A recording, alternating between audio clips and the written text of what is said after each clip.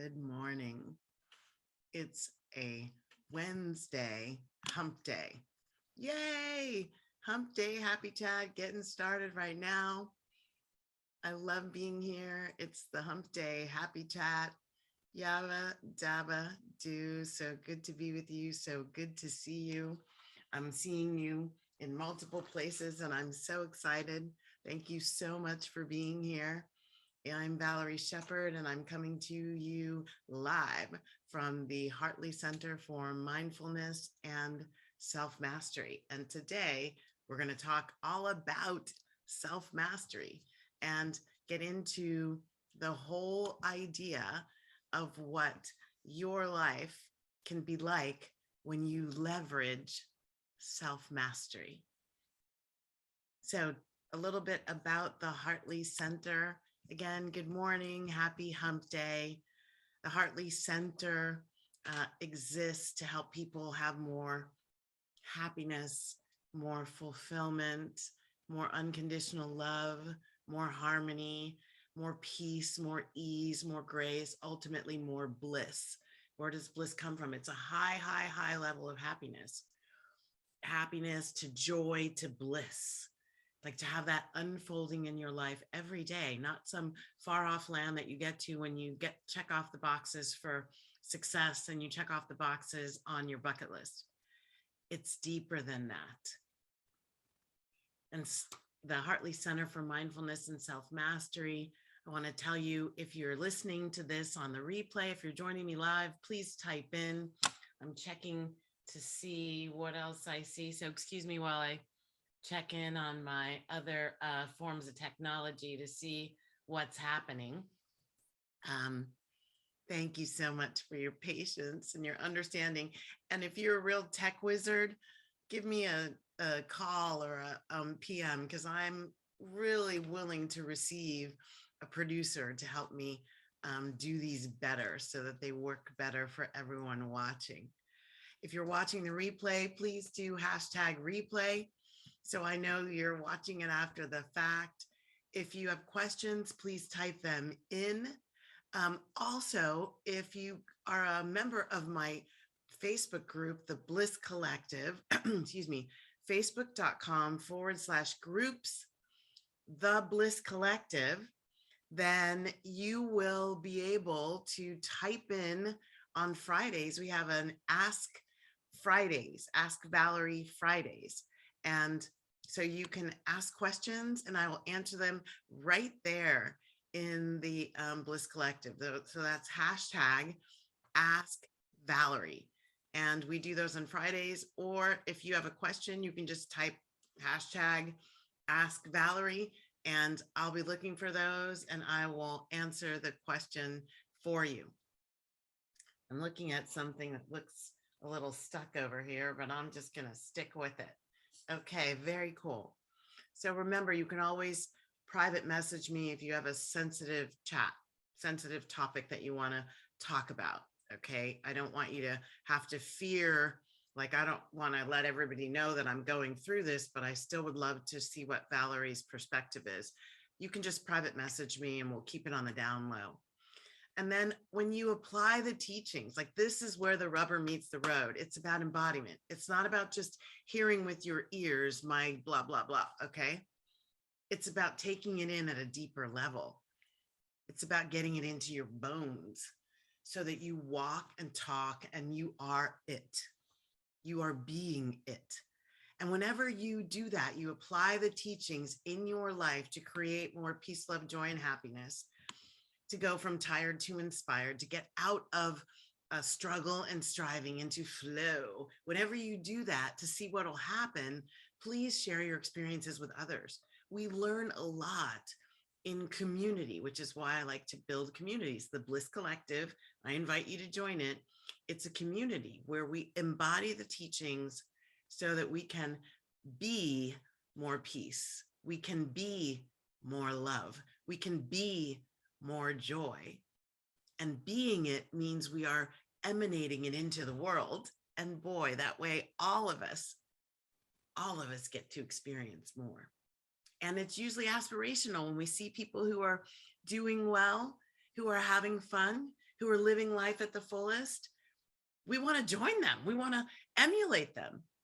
So as you do it, just your presence, your beingness is an encouragement and an invitation to others to be a part of it. So join the Bliss Collective. We are a community on a mission to create a movement across the planet for more peace, love, joy, and freedom, not geopolitical freedom, emotional freedom, starting with ourselves and then rippling out to touch individual hearts and minds all over the planet in every nook and cranny where they may be.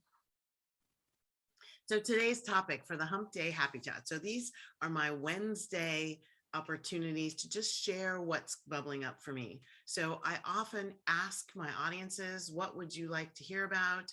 And then I translate them into a Hump Day Happy Chat. And other times I'm just looking out in the world. What are the kinds of things that people are dealing with? What's bubbling up at a social consciousness level that I feel like I can create some awareness, understanding, and transformation around. And so today's topic, this is Hump Day Happy Chat number 159, gals and guys. Yay for us, 159. You can find all of them uploaded to my YouTube channel. So that's youtube.com/Valerie Shepherd.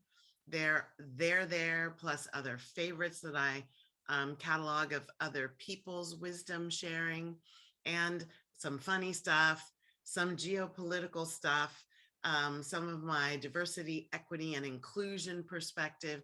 It's all on my YouTube channel. So that's youtube.com/Valerie Shepherd. So number 159, why should I care about self-mastery? I mean, I bet every time I say that, there's someone among you who is saying, who cares? What difference does it make? It's not that big a deal. But it is. It is. It really, truly is. So why should you care about self-mastery? Because it gives you the best chance, the most holistic chance. Holistic spelled WHOLISTIC. The most holistic chance to have the bliss-filled life that you deeply desire. Why should you care about self-mastery?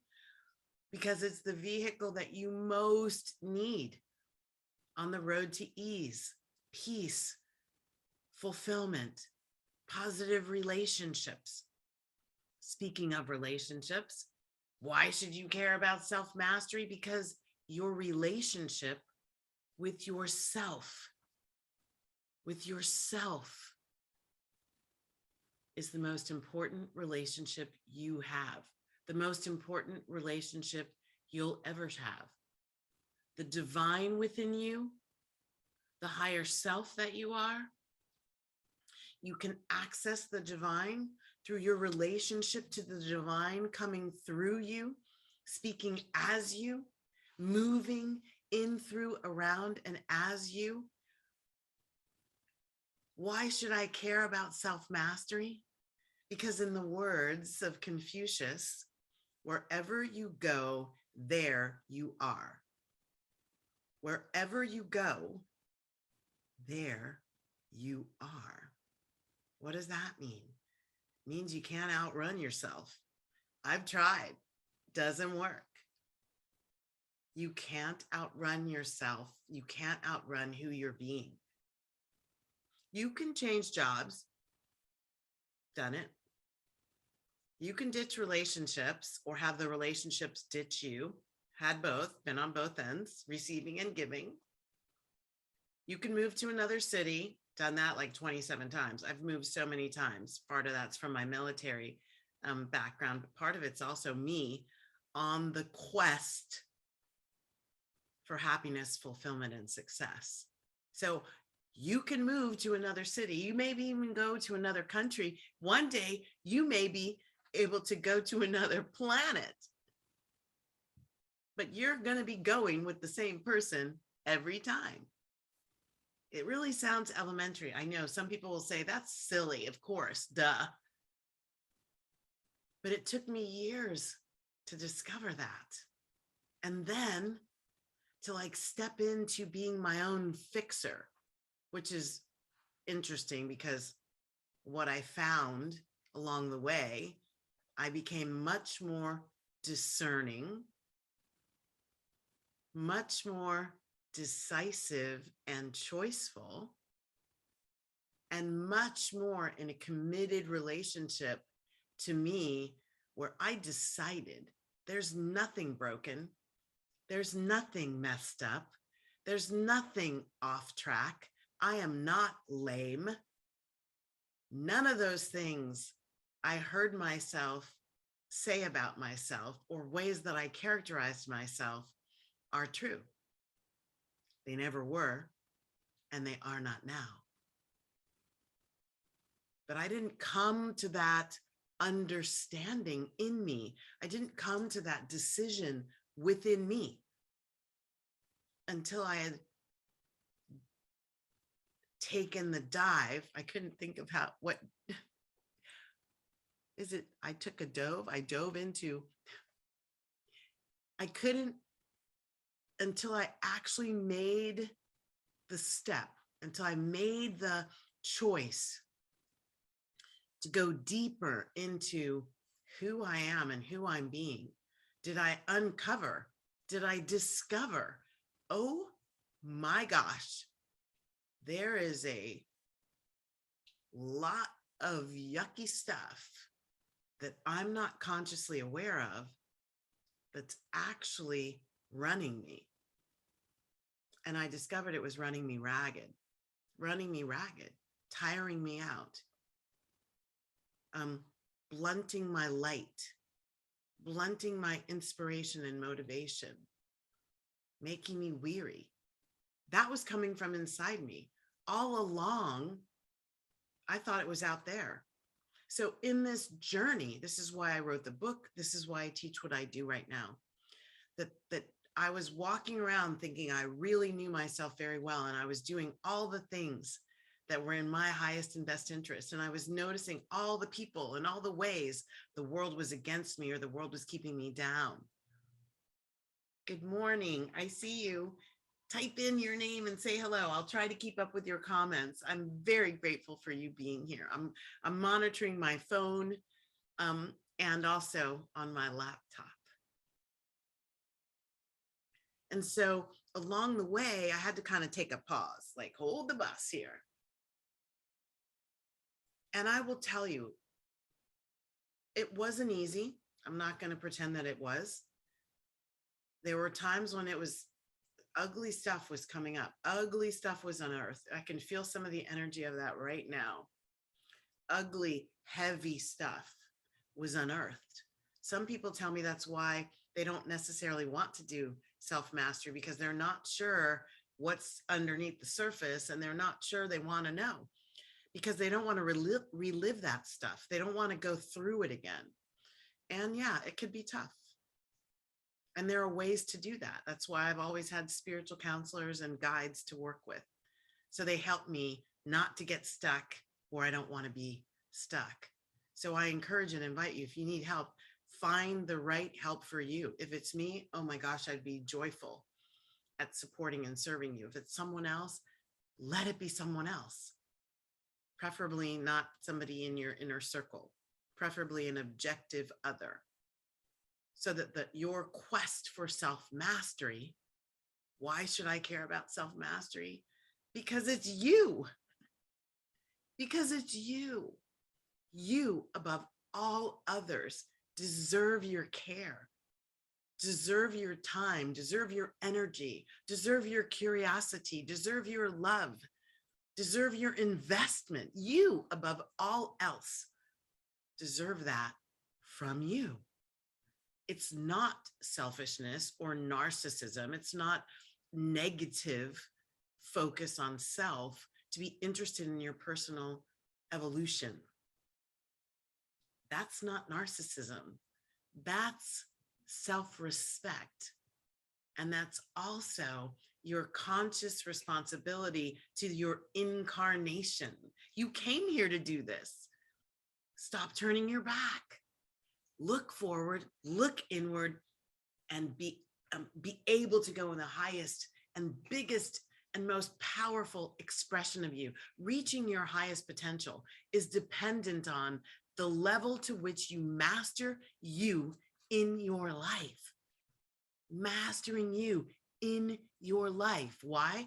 So you can exquisitely manage all the things that show up in the life that you said yes to. It's a discovery process. It is a process. It doesn't happen from snapping your fingers. It does happen from making a conscious choice. And I'm going to give you an opportunity to make a conscious choice coming up here in the next week or so. So the whole idea of self-mastery is that this is below the surface. It's below the surface. It's not the surface level inventories of who your BFF is. It's not surface inventory and intellectual knowledge and pride instilling accomplishments. It's not about that. It's deeper than that. That too, but it's, where did that stuff come from? Why am I going after this stuff? It's deeper than your conscious knowingness of who you are. That's what I'm telling you. My journey unearthed some things that I was like, where did that come from? I don't think that's who I am. I don't think that's what I'm thinking about me. I don't think that's what's going on. Well, I didn't think it was what was going on, but I'll be doggone right. Sure, that's exactly what was going on. You hear me say this all the time, the mastering you in your life so you can exquisitely manage. And there are 3 pillars, and I want to go into them today. Self-mastery is rooted in self-awareness, self-acceptance, and self-love. Self-love. So Oxford Dictionary defines self-awareness as conscious knowledge of one's own character, feelings, motives, and desires. You could think of synonyms being self-recognition, self-knowledge. But notice it goes below the surface of your likes. It says motives, your motivation for doing something. Is that coming from your conscious mind, or is that coming from something buried within your subconscious and unconscious mind? Motives, feelings, where are they coming from? Are they coming from present moment experiences and relationships and interpretations? Or are they coming from interpretations built on the past? Are your feelings coming from triggers of pockets of pain that were instilled, embedded in you long ago? I don't know. You have to go on the archaeological dig of the self to find the treasure, self-awareness. And then the second pillar, self-acceptance. Self-acceptance is defined as an individual's acceptance of all their attributes, all in capital letters, bold, underscored, italicized, all. Self-acceptance means I take my positive and things that I might even not be so proud of, that I might call my negative attributes, my inabilities. I've got a lot of inabilities since the brain hemorrhage. And I've had to come into an acceptance. Even as I say, I'm going to continue working with a physical therapist to try and get back, to try and restore as much physiological and mental ability as I possibly can. Attributes, positive or negative. When we're self-accepting, we embrace every part of ourselves, every part. So you can't look in the mirror and have disdain for the way you perceive yourself. You can't try on a pair of jeans and have disdain for yourself because you don't like the way they fit. The dislike of the way they fit is an opportunity for you to come into a closer understanding and a higher level of acceptance. To be self-accepting is to feel satisfaction with who you are, fulfillment with exactly who you are, exactly where you are, exactly in this present moment, not in the hopefulness that something better is going to emerge. Yes, I go after something better every single day in my relationship with myself, every single day. And even while I'm doing that, I'm reminding myself that I'm perfect, whole, and complete exactly as I am, exactly where I am. And not only perfect, whole, and complete, but lovable, magnificent, sweet, worthy, and deserving, exactly as I am. Self-acceptance. Think of it as giving yourself approval rather than seeking it from your boss or your parents or a romantic lover, partner, or your friends in your community, or the people in your course at college, or the people you work with, that you give approval to yourself, despite things you might call flaws, or regardless of your past mistakes or your utter failures, your misinterpretations, the things you said that you go, oh my God, I wish I hadn't said that. And I have plenty of those. And they go back as recently as yesterday. They're not buried deep in the subconscious. You can have flaws and things you're like, ooh, I'm not so proud of that, from yesterday, and still go to bed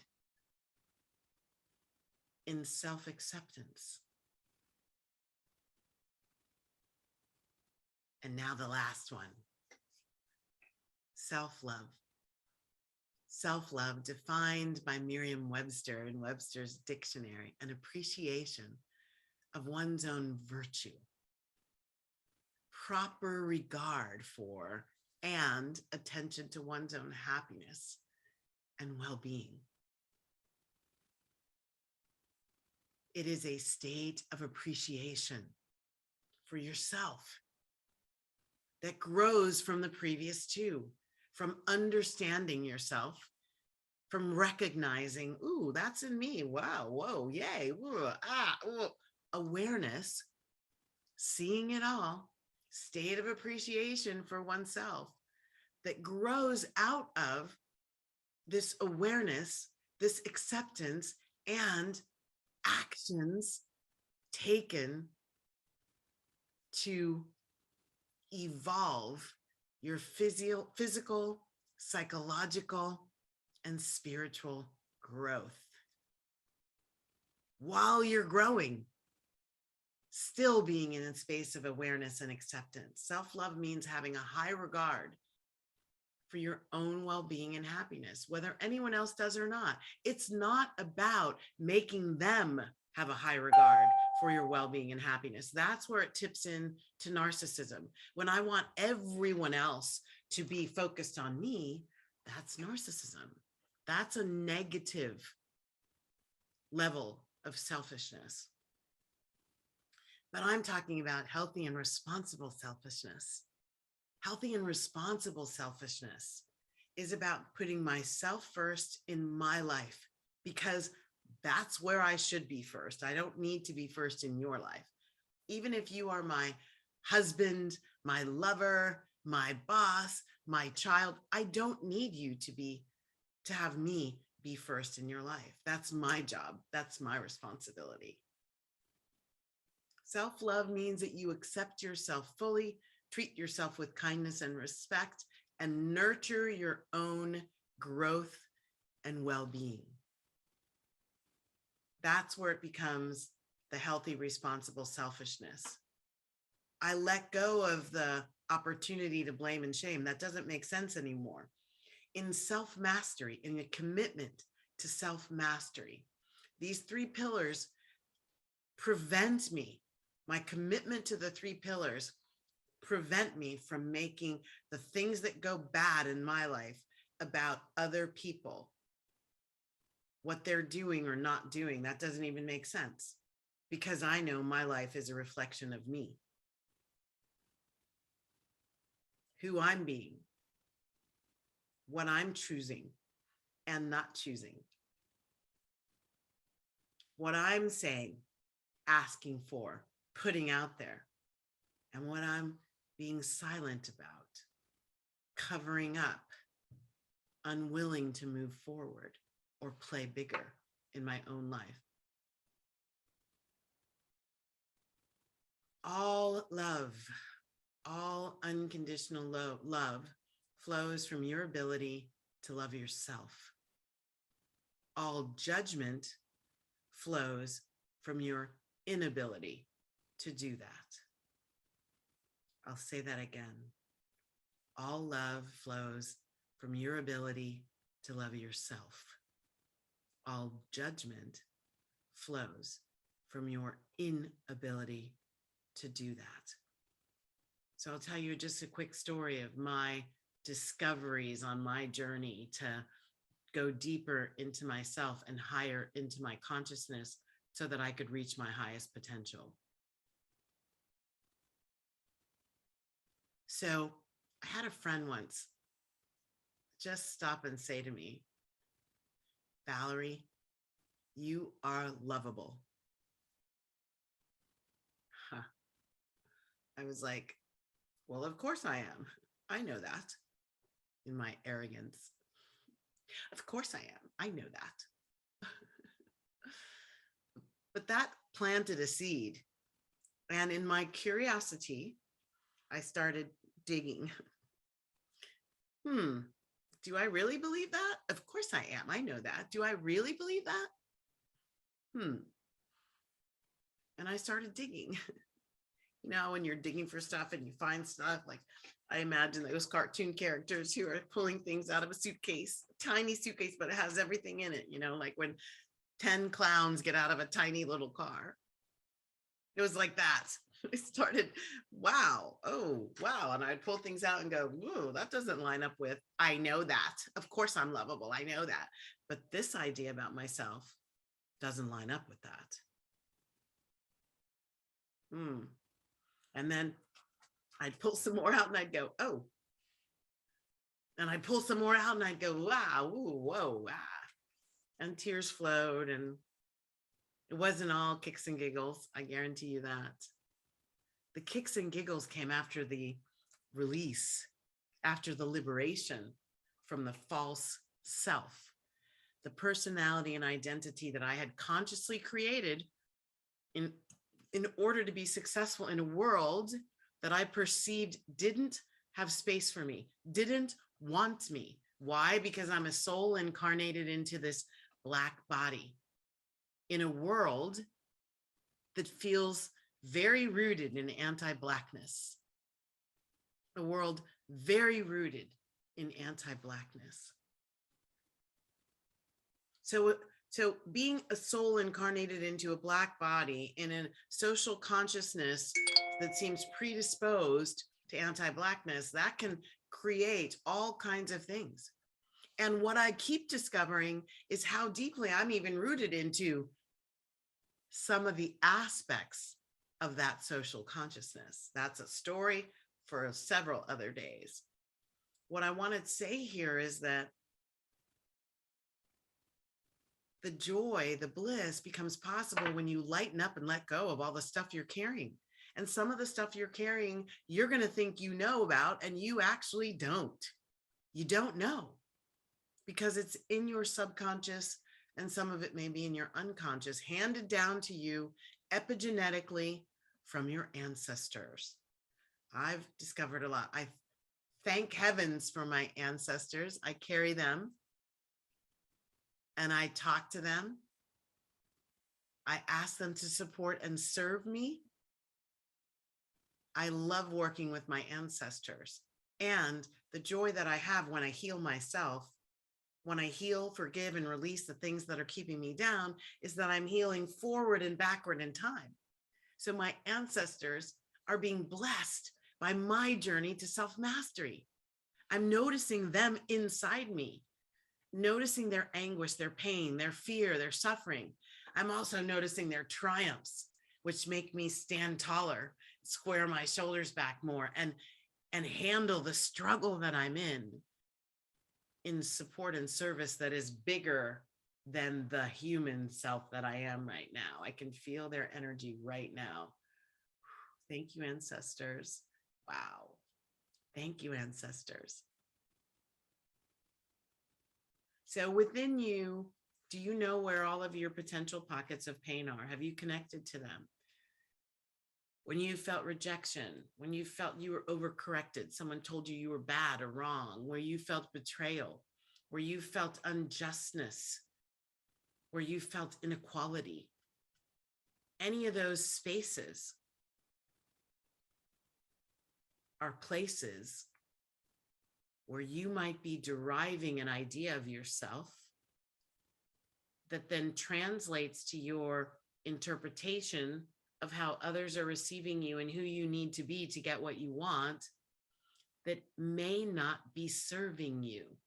And things may look really good, and we still may be doing things that don't serve us. We still may be carrying ideas about how the world works, who we need to be in that world, and about what's going on with this magnificent instrument in order to have the things we desire, to have the unconditional love we desire, to have the joy, to have the inspiration, to have the wisdom, to have the feelings of success, to have the accomplishments, the achievements, to have the money, to have the fame, to have the glory, whatever that is. It's all worthy.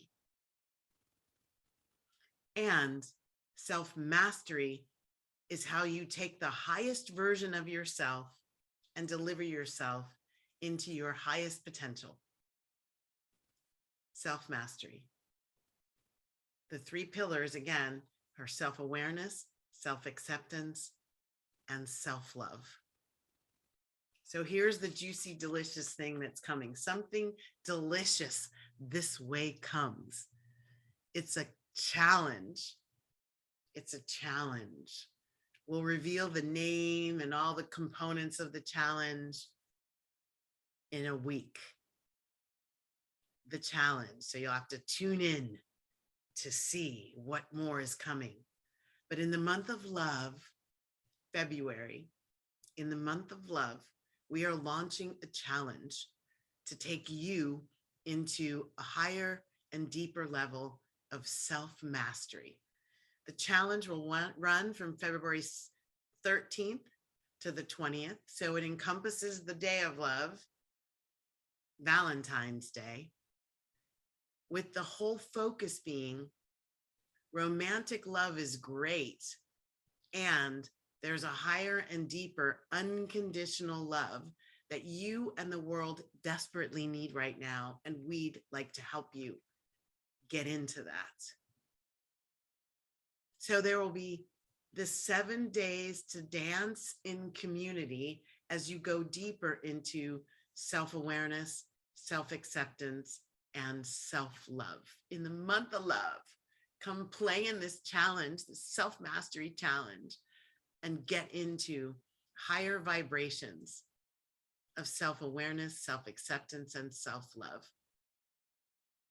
You will take yourself through this challenge to new levels of ease in your life, peace in yourself, and fulfillment with what you are creating in the world.